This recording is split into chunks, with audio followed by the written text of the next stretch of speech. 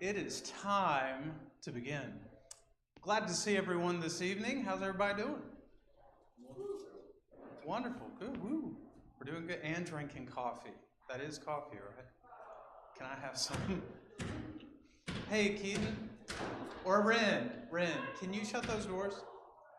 Can you shut those doors? There's other adults over there. That's not my problem now. We'll begin with a word of prayer, and then we'll talk about how we're going to work through this chapter. It's a really powerful introduction to a book, but we'll get into that here in just a moment. Philip, can you lead us in that prayer?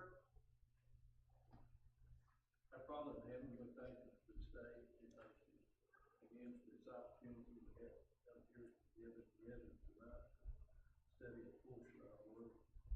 Pray that we take what we learn here each and every time we assemble and apply it to our lives. And get it, learn it, and teach it to others. We ask you to be with us as we go through the Sabbath day. We give you understanding of the word that you would have us, the way you would have us understand. We ask you, Father, to please those that are not with us tonight. Lord, if it leads them, ones that are sick, we ask you to be with them, restore them to their health. Ones that are physically sick, Father, we pray that you would help us to reach out to them and say the right things, to do the right things, to encourage them to come back. I ask you to go with us through this week. Guide, God, protect and shield us. Give us everything. Please, Father, we pray in Christ's name. Amen. Thank you. Okay, so tonight we're going to be covering probably the chapter that'd be best known as the circle of life. But really, I like to think of it as the cycle that's continued for every generation since Adam and Eve. When you go through Ecclesiastes, we already went through this in the introduction material, but what the aim of this book is to do is threefold. While we're living, we need to think critically of what we do, why we do it, and when we're doing it. God doesn't just want older people to find the Lord. He wants people of all ages to find the Lord. He wants people who are young, who love God, so that they can inspire people around them, and as they grow older, they end up inspiring their family and their friends along the journey. So it's important for us to take into consideration, learn to love wisdom at the appropriate time while you're alive. Also, the Ecclesiastes writer would encourage us to look into observation. What do we do with that given time? Pay attention to other people. Pay attention to what God has to say. Pay attention to the other people we find across Scripture. What's so important about looking at the children of Israel through the wandering years? What's important about seeing them once they enter the promised land? What does that have to do with my faith? Well, the Bible tells me there's a purpose for that. And I can look at any Bible character and I can make some kind of observation, but that's what the preacher is calling us to do. Learn to observe. While you're living, learn to make rational, reasonable thoughts. And also learn, the last point, learn how to fear God appropriately. What does it look like when one properly in their life fears God? Now, true or false?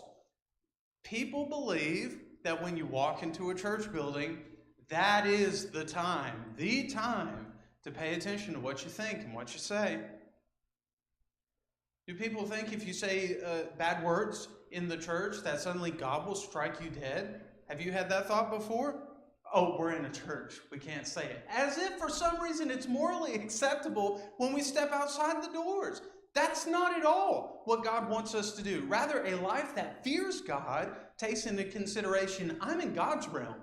Everywhere I go, God's observing me. He's watching me. So what does that appropriate response with fear look like? Well, it's one that submits to Him regardless of where I am, because I'm in awe of the amazing things that He's done for me in my life way before I was ever a thought in my parents' mind. So those threefold things are going to help us as we begin to look into chapter 1. Now, as we look across chapter 1, we'll just read the text. I'll give you a general breakdown, and then we're going to look at this in two different ways.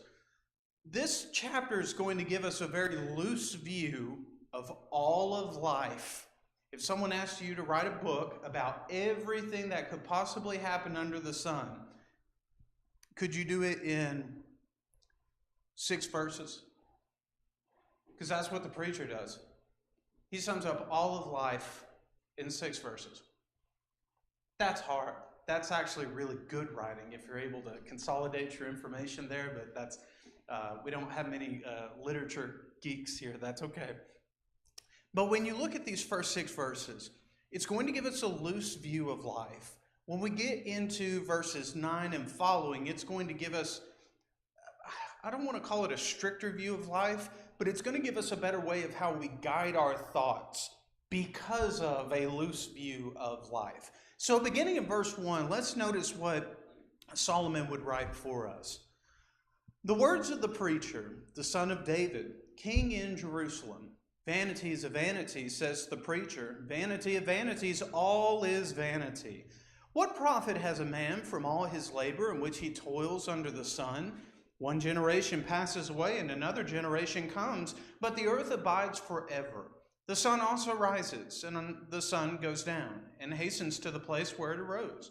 The wind goes towards the south, and turns around to the north. The wind whirls about continually, and comes again on its circuit. All the rivers run into the sea, yet the sea is not full. To the place from which the rivers come, they return again. All things are full of labor. Man cannot express it. The eye is not satisfied with seeing, nor the ear filled with hearing.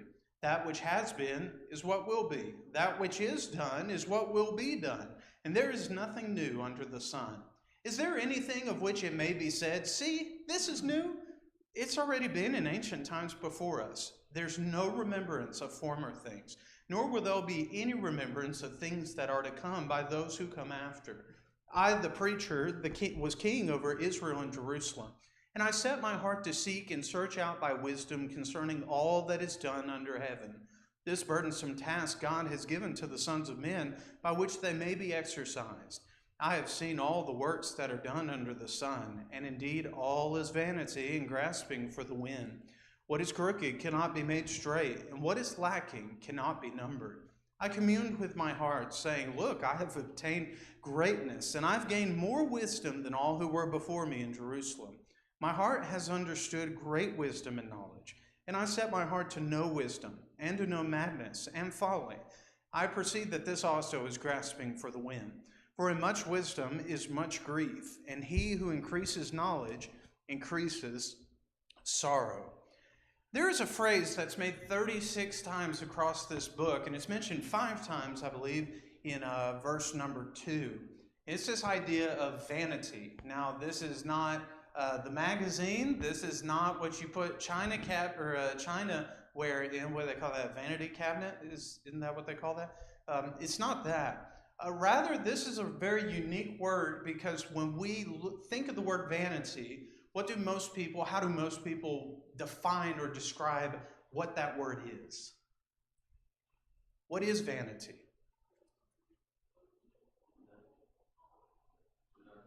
Huh? Yeah, did it for nothing. It's vain.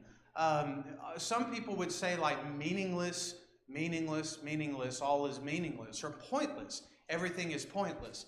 Well, that's part of what the word means, but the word also means something else. In fact, just like the rainbow having a duality to its meaning, most people look at, oh, God made a promise he won't destroy the earth again. But there's also another side of that. God will destroy the earth again. It's not not water. It's something else. Well, this vanity word is also a twofold idea. When I look at the word vanity, it could be a warning in one sense, but also in what this book sets out to do for me is that it also gives me insight to life. In fact, when I look into the Hebrew on this, there are some interesting connections. This word can mean worthlessness. Everything is worthlessness. It has no value. Now let's run with that idea. If everything truly is worthless, run with me on this. What are some popular things that people hold in high regards that Solomon would be saying, if this means everything is worthless, is in the end ultimately worthless? What are some things people value?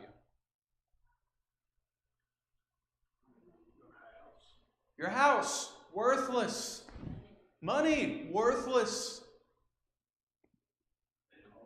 Family, worthless. You know, some families, I'm kidding. Cars, worthless. Huh? Stunning good looks are worthless. And we could even throw in religion with that. Ultimately, religion would have to be worthless as well. A study of God would have to be worthless as well. If I throw everything into that definition, that everything is worthless, except for fear God and keep His commandments, well, now that's gonna put some more details in there that the preacher's not saying. This does not simply mean worthless in the proper sense. It could also mean brevity. And think of it this way. You have a guy, verse 1, he's the son of David and king in Jerusalem. Now, I know that if you're someone's child, you're their child forever. In a literal sense, how long was Solomon the son of David? True, but that relationship was severed when? When David passed. That relationship was no more. Even though it still technically existed. That connection is now gone. What about his kingship? Would Solomon always be king? That's going to be gone too. Solomon begins with my wisdom, my love, my majesty, the domain that I have. All three of these things, they are short-lived. They are short-lived.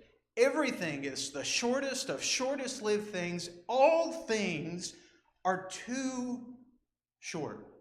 Life is too short. We normally use that statement, and for good reason. The preacher draws our attention to that. Everything is just a blink of an eye, and it's gone. I want us to look at three key passages of how we can look at how vanity of vanities, all is vanity, how in one sense that can be absolutely true if I take everything in a physical, a mankind-oriented viewpoint. And then I want to look at this viewpoint again from the way the Bible prescribes. This is how you get out of the pit of, okay, we've got a problem. Everything's going to pass away.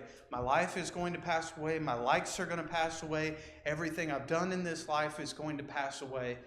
What's next? Well, the short answer is not you. There's something else. So I want us to look at three key passages, and you may want to write this off to the side of verse 2. I would write Job 14, 1 through 6. I would also write Psalm 90, the entire psalm. And then also Romans 8, 18 through 21. Now, I know on the screen I have 1 through 15 on Job, but 1 through 6 is adequate for what we're doing. So Job 14, 1 through 6, Psalm 90, and Romans 8, 18 through 21. If I use these three passages to help me understand what kind of thought process gives me a desperation or a negative view about life, when I read these verses, then I begin to see, that's what the preacher's really saying.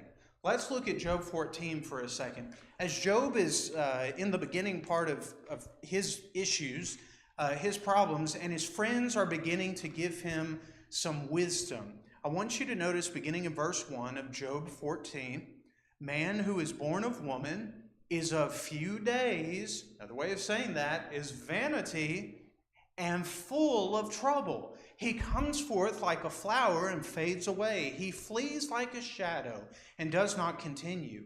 And do you open your eyes on such a one to bring me to judgment with yourself? That's basically man is talking to God saying, and you, because I'm temporal and you're eternal, you give me the day and time to look at me?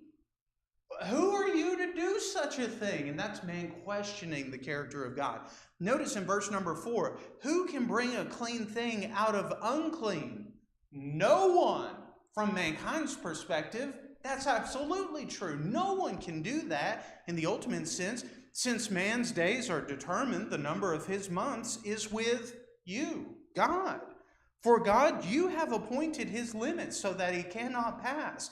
Look away from him that he may rest, till like a hired man, he finishes his day. When I read Job 14, 1 through 6, it tells me a couple things. Number one, problems will happen.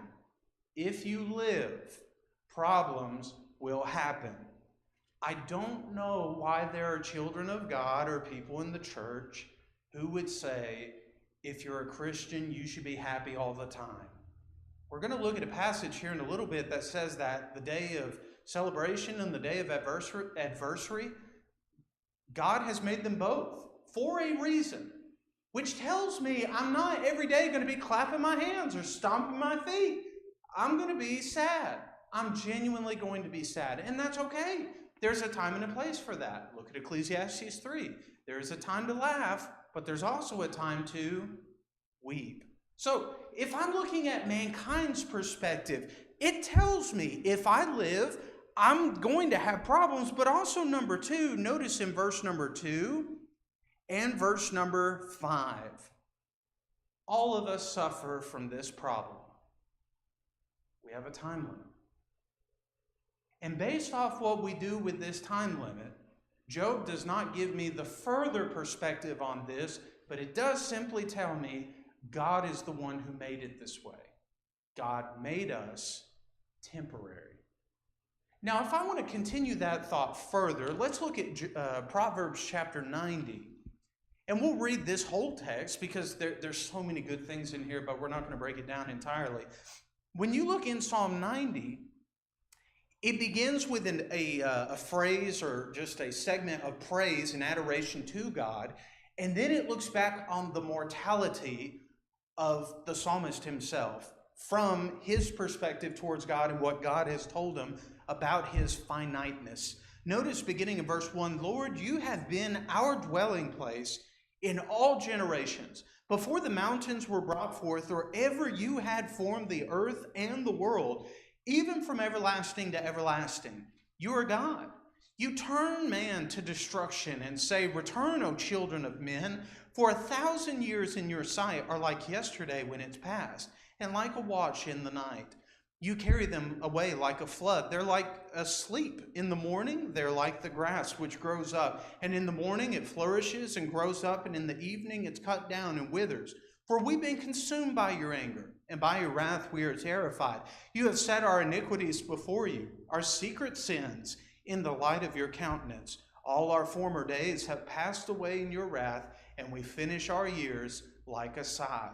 The days of our lives are 70 years, and if by reason of strength they're 80 years, yet their boast, here's the trophy of you lived, labor and sorrow.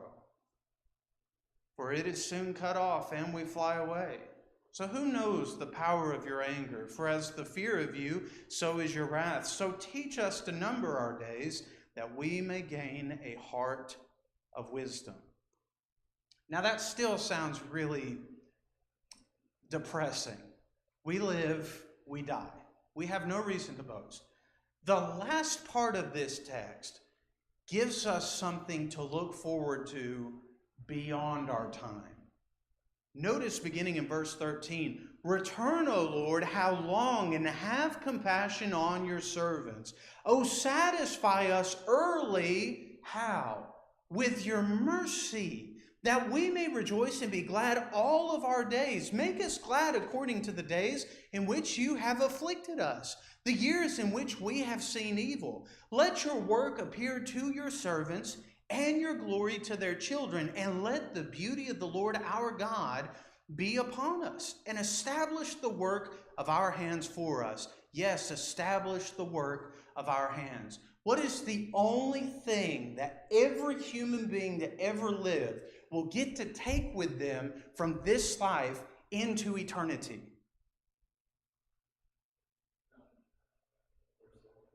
Soul.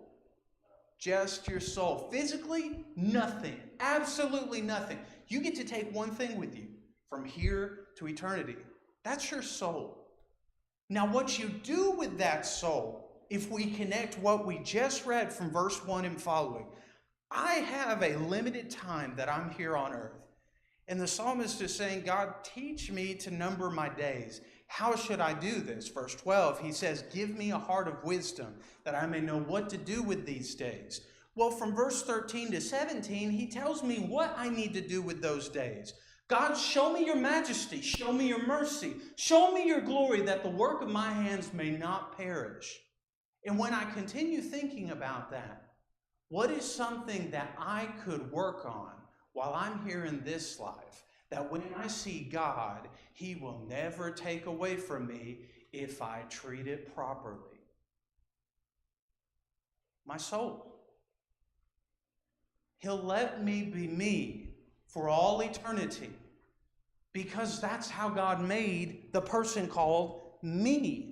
And when I look at the person called me, and I live my life the way that God wants me to live my life, then I can actually present something to him, as the psalmist would say in verse 17, establish the work of our hands. Yes, establish the work of our hands. Let my soul be a presentable offering to the one who shaped who I am and shaped my life. So when I look at Job 14, life is dismal. There's just no end to this wickedness of this thing called life, and it's so depressing if I try to live a life without God. So what's the answer? Psalm 90 tells me, find God. God will give you the direction. Now, here's the beautiful passage.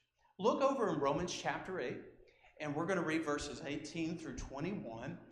And then after we connect that thought, then we're going to go back to Ecclesiastes 1, and we're going to plug all those ideas together, and we're going to see how can life be a vanity of vanities, all is vanity, and then again, how can I look at life and say, this is worth it, this is definitely worth it, this is the best thing that is worth everything.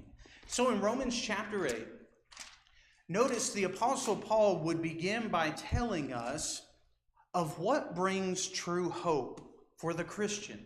He would say, I consider that the sufferings of this present time are not worthy to be compared, now notice this, with the glory which shall be revealed in us. Let's do a brief English lesson. Shall be revealed. What tense is that? Past, present, future. Future tense. Shall be revealed. So something about this present time, we're suffering. But in the future, the glory of God will be revealed in us. How? Notice he says in verse 19, the earnest expectation of the creation eagerly waits for the revealing of the sons of God. For the creation was subjected to futility, not willingly, but because of him who subjected it in hope. Because the creation itself will also be delivered from the bondage of corruption into the glorious liberty of the children of God. Paraphrase. God made this world the way he did to teach us how to better, notice verse number 20, hope. How many people in here said, yes, when they read that Adam and Eve messed up in the garden? Not a one of us. What happened when they sinned? They got kicked out of the garden. I mean, that was the closest thing to the place we know as paradise in the Hadean realm. That was the place where we could be with God, and now it's gone. God knew this would happen. So here's what God did. God made life the way that he did so that it could indicate to you and me there's hope.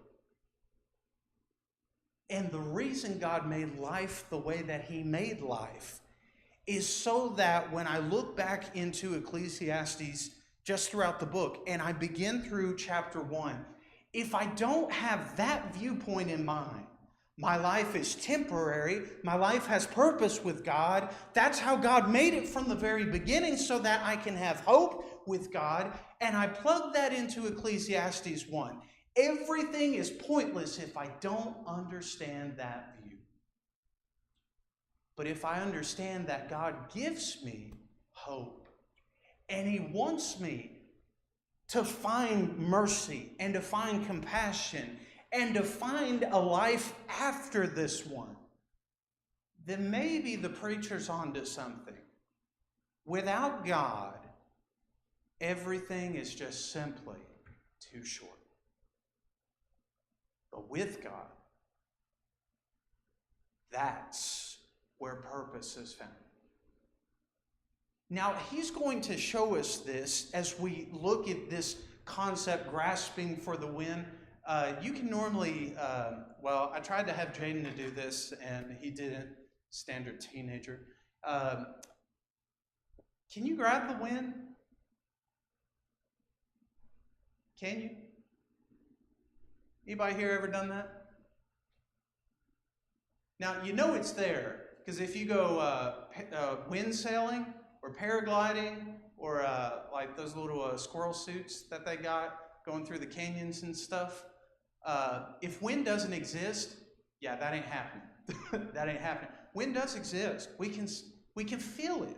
We can see the effects of what wind is doing, but just like Jesus would tell Nicodemus in John chapter 3, the way the Spirit works is the way that the wind works. You can't see where it's going. In fact, if you notice the terminology in Ecclesiastes 1, notice the locations that it talks about the wind in verse number 6. The wind goes toward the south, it turns around to the north, it whirls about continually, and it comes again on its circuit. It's almost like we have this thing called a cold wave and a heat wave, and we have this thing called atmospheric pressure that takes place. Now, those are what we call it, but before we had all those scientific names for that, God already knew that stuff happens. In fact, what's amazing, if you go through Ecclesiastes and any of the books of wisdom, you'll find there's so much scientific information in there. It's incredible. But that's not the point of what this is about. What this is about is that he is looking at life from the broadest perspective. And when he looks at everything, notice in verse 3, this is the loose view of life. If I needed to summarize life in just a couple sentences, here's how the preacher would do it.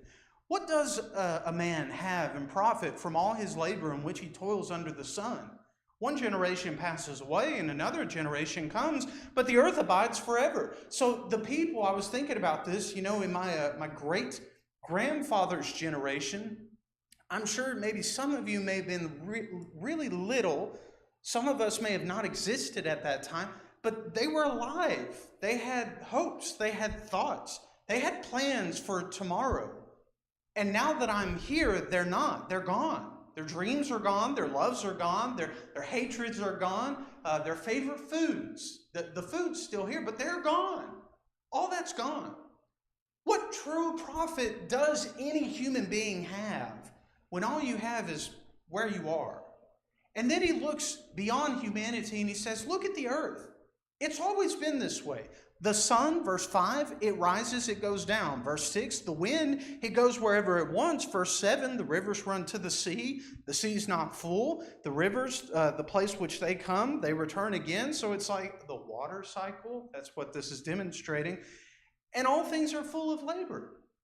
Mankind's killing himself out there trying to make a name for himself or just make ends meet. And then the earth continues to do this stuff. I find it interesting. When you look up that word for labor, you can connect it to two different ideas. In verse 8, all things are full of labor. That word full of labor is a different word than what we read for labor in verse 3.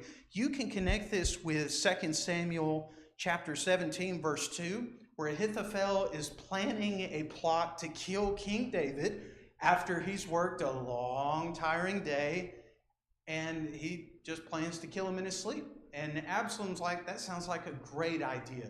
But this is the idea. The earth has done this for so long, you should expect things to be wearing out.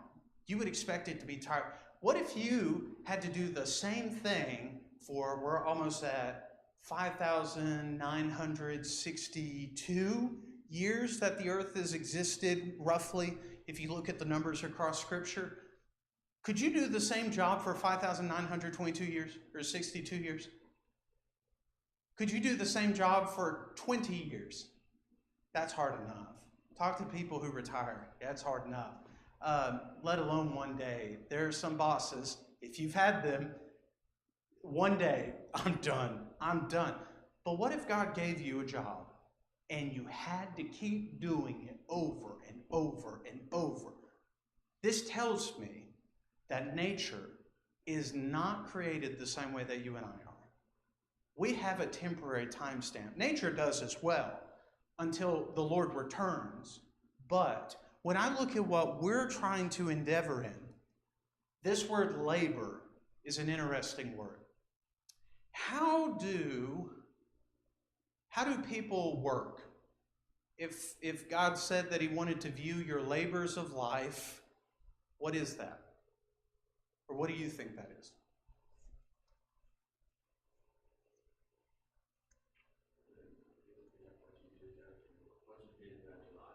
Okay, give me examples of that. What you did in life? What did you do in life? I mean, don't tell me what you did in life, but what are some of the things he may bring up? You follow his commandments. So obedience, the way you respond to his commandments, that could be one way that we labor in life.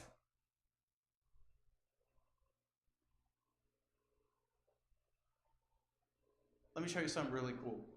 When you look in the Hebrew, and I'm going back to the Hebrew on this because it just keeps getting deeper and deeper and deeper. There are 6 divisions to the way this word is used across the Old Testament for the word labor. And here's how they break down. If we talk about labors, it could be trouble. For instance, in Genesis 41, verse 51, when Joseph, after he had stood before Pharaoh and he becomes second in command, and he has his firstborn by the name of, starts with an E, Ephraim. Do we know the other one? Starts with an M? Manasseh.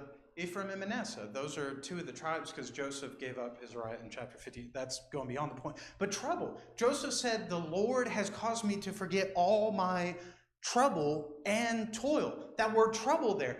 Isn't it tiring to face difficulties in life? Yeah, that's part of the labor that we go through in life. I'm tired. I'm weak. I'm worn. I'm just getting too old for this. That's trouble. That's one way we can labor. There's also labor in the literal sense of labor, and we're going to come back to that word here in a moment because ultimately Jesus is the example for that. Acquisition, one who inherits something.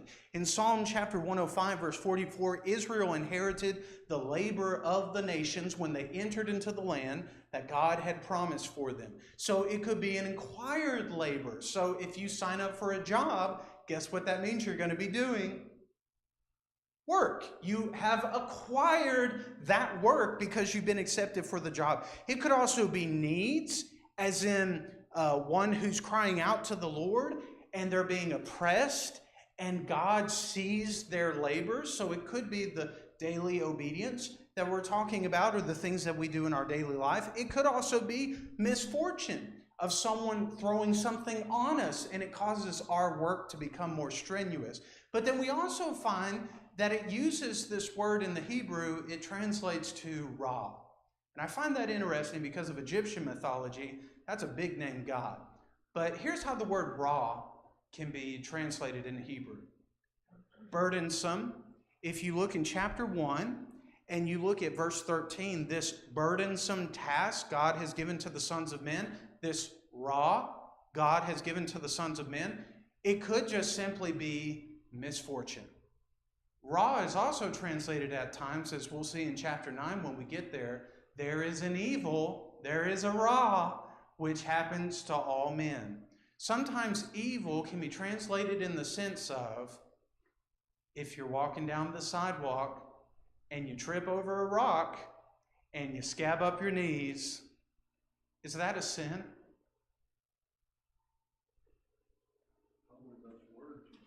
Only the words I say. Okay.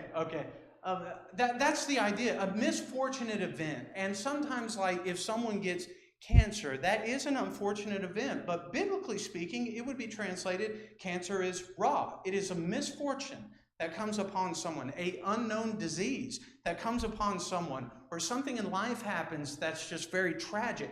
That's translated, evil has happened to someone. So don't always think in the Old Testament evil means sin is involved. But with all these, the labor of men, what troubles us, what causes us misfortune, even sometimes labor can be translated as a sinful action, sometimes in which it talks about performing wickedness. It could also mean anxieties. That use of the word is only found in, this is cool, Ecclesiastes. Have you worried yourself to death before? That's one of the labors that God says we can actually get ourselves involved in too much. Is it wrong to care about people? No. Is it wrong to care too much about people? Yes. That's God's job. We can only do the best that we can. But I want to get back to another one. The definition of one's labor, what they actually do and work for in life, we could think of it this way. David's a doctor, Calvin's an artist, other David used to be a mason worker, Brenda cares for other people, Philip did something. Philip, what'd you do? He's done stuff. I know he has. And I know Jim has done stuff. Now I'm going to get in trouble. Everybody's done something. Everybody's done something work-wise. That would be your labor in life. When you look at Isaiah 53, that's an important chapter because that talks about the suffering servant, Jesus. When he does what he does and becomes an atonement and a sacrifice for all of mankind, in verse 11, it would say, he shall see the labor of his soul and be satisfied. Now, here's the amazing thing. I love music. I could write the greatest compositions known from Baroque period all the way up now into postmodern music things. I could write that. And that may make a difference for people here on earth. After I leave this place, how much of that am I actually going to hear about? Nothing. Nothing. Jesus, when he lived his life for God, is the first illustration we have of one who lives for God, dies for God, God rewards him, and he gets to see the benefits of the life that he lived. If we live as faithful children of God, guess what will also happen for us? We'll get to see all those moments of pain and agony and those questioning moments, is this worth it? And see all that defeat thrown away with conquest and victory and triumph as the labors we've been trying to plant in our lifetime begin to make their way into heaven. That's the beautiful thing about the labor that Jesus pursued. What the preacher's going to demonstrate is verse 3, what profit does a man have in all his labor? When you focus on just what this world has to offer and what you can give people from only physical means or physical fame or physical reputation, at the end of the day, at the end of your life, it doesn't matter. But when I look at why God has put a secondary purpose behind what we find as a fulfilling purpose, in chapter 2, I am going to find out. The talents and the abilities God has given me, he's given them to me for me to enjoy and use in my life. And even when I find myself at low points, I can still find fulfillment in another sense, in a more ultimate sense, that I can use my talents for his glory to bring people to him. And when I do that, and they become children of God themselves, then now there's another soul that's on the right path where now they get the proper perspective of, this life is not about me. I'm still trying to work on this person called myself, and I'm still not getting it right. I'm failing every day, but I'm not failing quite as bad, and I'm getting better each and every day. That is the purpose of humanity. We slowly get better, no matter how far we get pushed back or pushed down. God gives us this thing, as we read in Romans chapter 8, hope. So that at the end of the day, we don't think to ourselves, there is nothing worth living for. There is something worth living for. It's not something, there is someone worth living for. And he's waiting for you in heaven. But do you have the right perspective to see that and long for that and want that and work towards that end? That's what the preacher is saying.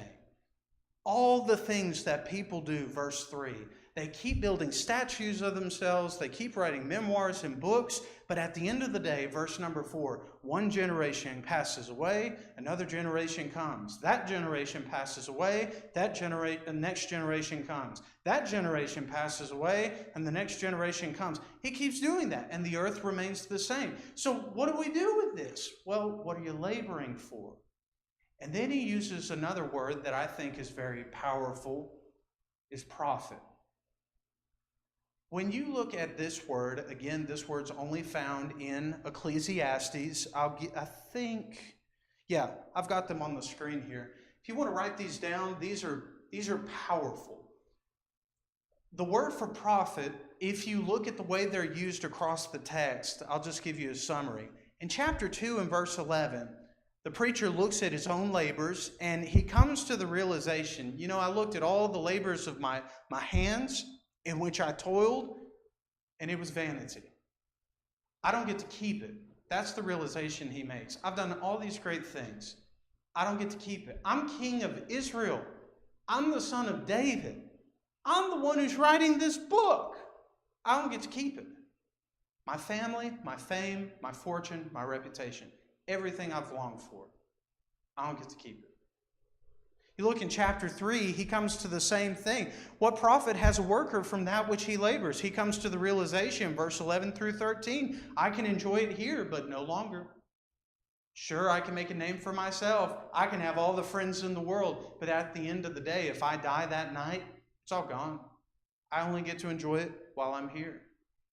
You look in chapter 5, verse 9, he talks about the profit of the land is for all. Now, in that sense, it talks about the land in its continual cycle has a benefit for everyone. That is its design purpose, to help give food for every individual who's a part of creation. Now, chapter 7 and chapter 10, and we're going to end here tonight, and we're going to come back to verses 12 through 18 next week.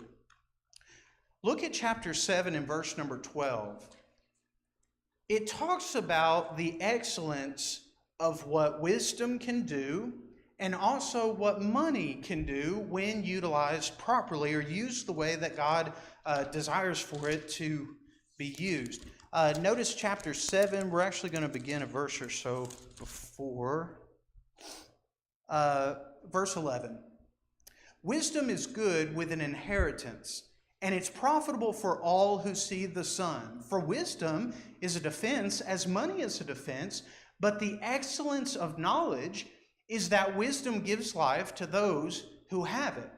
Now, I see the word there in verse number 11, profitable, but that's not the same word that we find back in chapter 1, verse 3. What is the profit of the labors of men?